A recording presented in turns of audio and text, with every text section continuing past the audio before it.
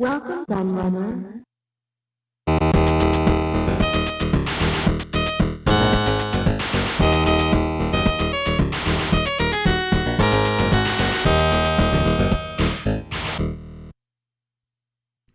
Hello everybody, Kieran aka the Lair here, and I have part 3 of my retrospective look at ST Action magazine here, and I've just got another stack ready to the side here that we can have a flick through and talk about their strange review scores and relive some nostalgia. So let's go. So what we got first up, so there's something iconic.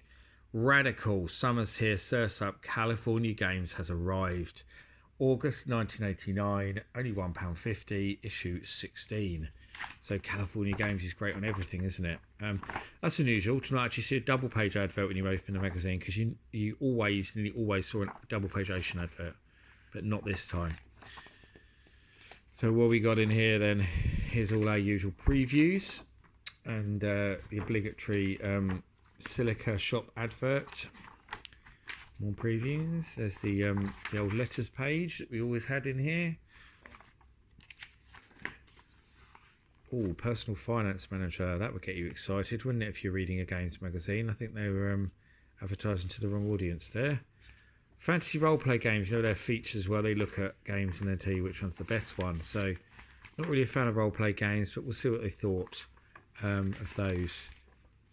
So there's no roundup. They usually put the little box telling you which one's the best, but they didn't. That's rubbish then. A focus on digital integration,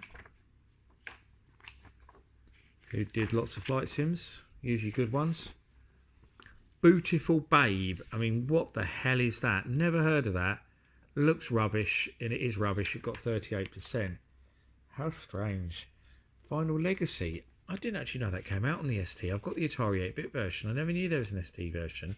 They gave it 30. So, I mean, the Atari 8-bit version's alright. It's nothing special though. It looks like the ST one's a straight port. So, interesting. Never knew there was an ST version. License to Kill. They gave it 60. That was alright James Bond game. One of the better ones that Domark did, if you ask me actually. African Raiders by Tomahawk. Cool looking rally game, but they gave it 39. I've never played it though. So, but actually looking at that kind of makes me want to, strangely. King of Chicago, 55, Cinemaware, don't remember that. Never played it, I have to say. Skyfox 2, Targon, never played either. Time Runner, never played that, by Red Rat, 56. Astaroth by Houston, 61. Phobia by Imageworks, 62. A lot of obscure stuff in this one that I've never played. Garfield A Winter's Tale, 67. Rodeo Games by Tynesoft, 71. Yeah, very strange how little of the games in this one I've actually played. It's a very strange issue for me. Going through the old tips and sheets. Action Special Report. Lone Wolf. Nope, don't know. Spherical Rainbow Arts. I've played that, but the Spectrum version, not the ST version. But I remember liking it. They gave it 57. I remember it being a bit like Solomon's Key, but I could be wrong. Circus Attractions by Golden Goblins. No, don't remember that. 74. Navy Moves. Now that I do know. I was playing the Spectrum version recently to review. They gave it 60%. Probably fair because it's a good game, but it's just so bloody hard. So there we go. And here's California Games. Here's finally the cover game, which got an STA1. Hallelujah. It is a very good version of California Games on the ST. I like it a lot. And they gave it 77, so it got in the 70s and got an STA1. But yeah, not a great issue as far as games are concerned, actually. Monster Grand Slam got an STA1. I've never heard of it. By Golden Goblins, 80%. Nope. Don't know what that is at all. Jaws by Screen 7. I never played that for some reason. It came out in a lot of formats, but I don't know why I've never played it. I probably should do. It'd probably make a good game to review in one of my books. Zybots, I liked the ST version. They gave it 77. I think it probably deserves a little bit more. Not as good as the amazing Atari Lynx version though. Personal Nightmare by Horrorsoft. They gave it 83. It's got some good graphics there, but don't remember the game, never played it. Lots of Arc Developments, who actually were pretty good. They did some good stuff on the ST. And most notably there, it shows Forgotten Worlds, which was a really good port on the ST actually. A nice double page advert for my old favourites, Castle Software. And there's the Yaks column at the back. Oh, Time Scanner. I liked that game. Huh. Leonardo by Starbite. No idea what that is. Next issue, what we got on the cover. Can Dragon Ninja defeat Savage, or will Battle Chess conquer all? That's a strange one, isn't it? I liked Dragon Ninja. It's quite a limited game, but I liked it back then. I mean, Bad Dudes vs Dragon Ninja. That's got to be one of the best names for a video game ever. And Savage was good, albeit the Spectrum version I liked. We're back to our double page Ocean advert.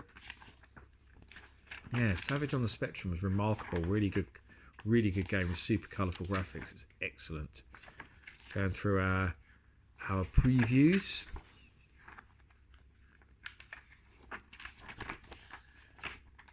And some tips and cheats. An article on Psychonosis. And good to see Blood Money up there, favourite of mine.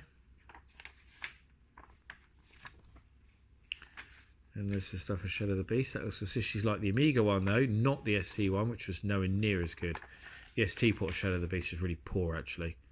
Space Quest 2, STA1. They really liked those games. If you see the Space Quest, Police Quest, Leisure Suit Larry, they gave them all really high reviews whenever they reviewed them. 3D Paul, 67. It was decent, but then Jimmy White's came along and blew it out of the water. Total Eclipse, 74. Not a bad 3D adventure game. I had it on the Spectrum. Squeak. I loved Squeak. They gave it 60, but it deserves more. Super Squeak was a lot better though, the sequel. But I still love Squeak. Really good. Battle Chess, they loved. STA1. I have to admit, as chess games go, Battle Chess is a bit more entertaining than most. The animations are cool, you know, when the pieces fight. Breach. RVF Honda, 73. Remember that? It's not bad. And there's Dragon Ninja by Ocean. Or Imagined, it says there. I think it's actually one of the last games they put on the Imagine label before they just decided to put everything as Ocean. They gave it 61.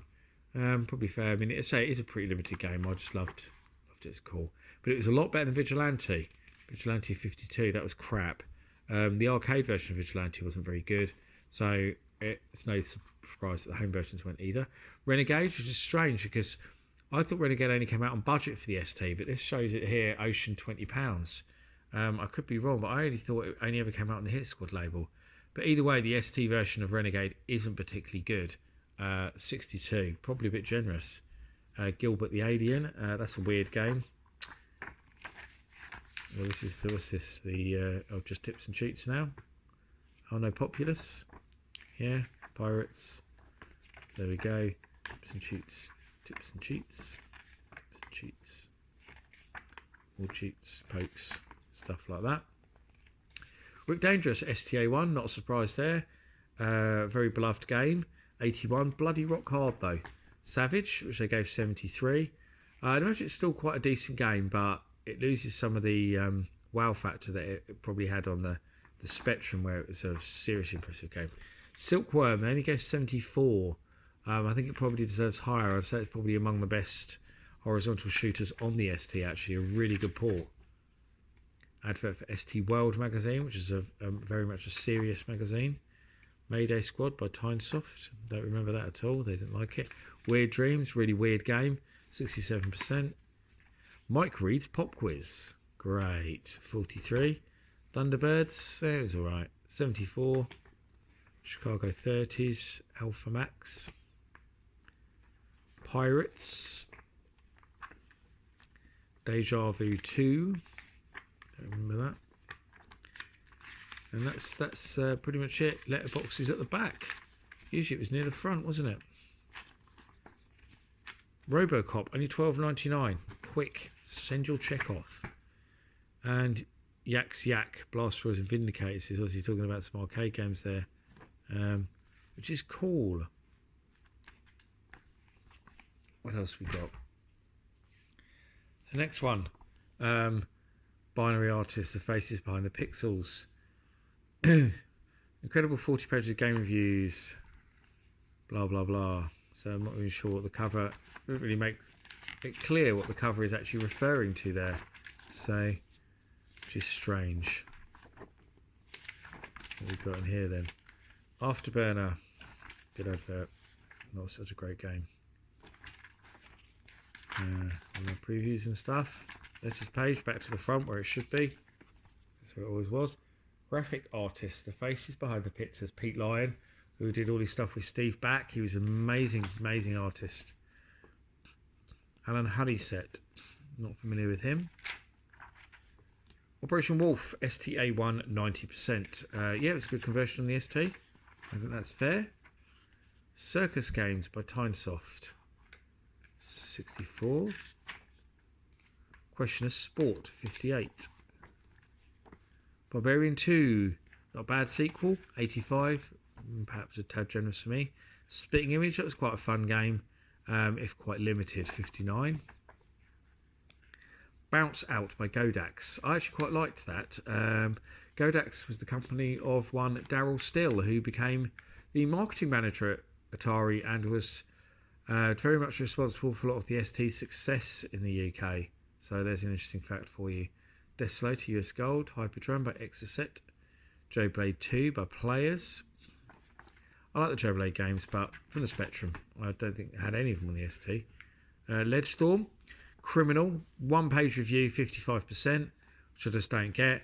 And even worse, Sound, 35%, despite the fact Leadstorm has one of the best pieces of music on the ST by Tim Follin. So their TV must have been broken or something, because the sound in Leadstorm is amazing. So where the hell did they even get this this sound rating from? I'm just baffled. I just don't get it. I would love to hear that one explained. That one still gets me every time I see it when I look back through this issue. Falcon, 82%. That was a very good flight sims. I'm not really a fan of flight sims, but Falcon was a seriously impressive game and some really good graphics. Thunderblade, which I gave an STA1 and 78%. No, it was a reasonable conversion, but certainly nothing special at all. I'm not sure how that got an STA1, but there we go. Victory Road, yeah, wasn't a great port at all. Purple Saturday, really strange game that, 66, perhaps correct. Rambo 3, never played, funnily enough, despite the fact I'm a big Rambo fan, so I should probably correct that. Baal by Psygnosis, that's a good game, Baal. They go 69. Kennedy Approach, flight sim kind of game. Soldier of Light by Ace, never played. I think it's an arcade port, isn't it? 2000 Leagues, no idea. Hellbent, no idea. Galactic Conqueror by Titus, looks like a Galaxy Force ripoff. They hated it and gave it 24%. But then Titus's games were usually terrible, so that doesn't surprise me. The Grail, Final Assault by Epics. The President is Missing. Trivial Pursuit 2. And there's Tips and Cheats. Near the back. Chaos Strikes Back. Beat 'em ups. A look at beat 'em ups. So that's cool. Micro League Wrestling, though. This is when, excuse me, back in the day when magazines in the UK pretty much referred to anything with any semblance of fighting in it as a beat 'em up. Obviously now we know better. Beat 'em up scroll fighting games one-on-one, but back then they were a bit stupid and just called everything a beat 'em up. Because Micro League Wrestling isn't a beat 'em up whatsoever, because it's not even a standard wrestling game, because everything is chosen by options. So to call that a beat 'em up is just utterly bizarre. International Karate, the original one, which only appeared on the ST and not the Amiga, and the ST version was very different to the 8-bit versions as well. Championship Wrestling, see again, a wrestling game. Street Fighter, US Gold. Seconds Out, Tynesoft for boxing. Ninja Mission, Mastertronic. Barbarian by Palace. Karate Kid 2 by Microdeal. IK Plus, the magnificent IK Plus. Manhattan Dealers by Cimmerils, and Street Gang by Players, which is crap. So which one did they like the best? Overall, IK Plus 80. It's good to put them in order this time again. So, but only 80 for IK Plus. I mean, come on. IK Plus is in the 90s, surely. And Barbarian 67, it goes down into 64. So yeah, again, a bit harsh. And Street Fighter 2 should be Street Fighter, sorry, not Street Fighter 2. Street Fighter should be bottom because it's bloody awful. The Ninja's actually quite good. And I really like Championship Wrestling, so they should be higher. But there we go. My opinion, not theirs. Bolo. The Ultimate Brickbuster. Not sure about that at all. And this is interesting. There's an advert there, Wet Le Mans, and it says Atari ST, Amiga, Amstrad, Spectrum. The 16-bit versions never came out. And no one knows why, because it shows screenshots of them. But there we go. Really strange. Never released the 16-bit versions. And that was a really strange thing with Ocean. It took them a little while to really get going with the 16-bits. There's quite a few things they didn't release at all on the 16-bits. Rastan is another that they started and never finished. But that's it. What we got next for that issue? That's it for that issue, should I say? Not that's it for the video. So here we go. From the publishers of ST World, Volume 1, Issue 5, September 1988, £1.30.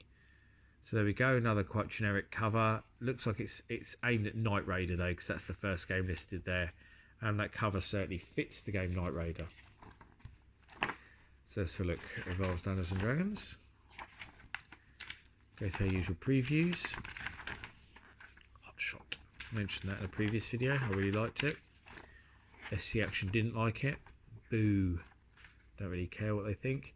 Action News Special. Mirrorsoft launch. Ubisoft.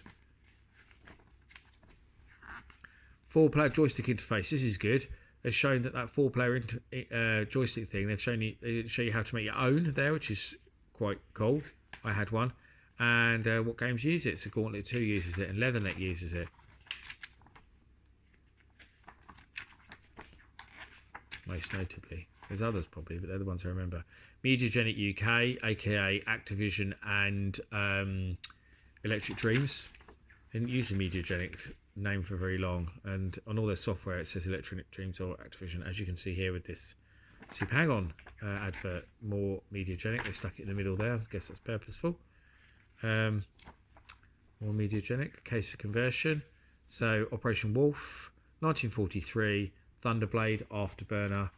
So yeah, good lineup there actually of games. Fire and Forget. Nice Ocean advert. Conix joystick, and hated those with a passion. What else we got here?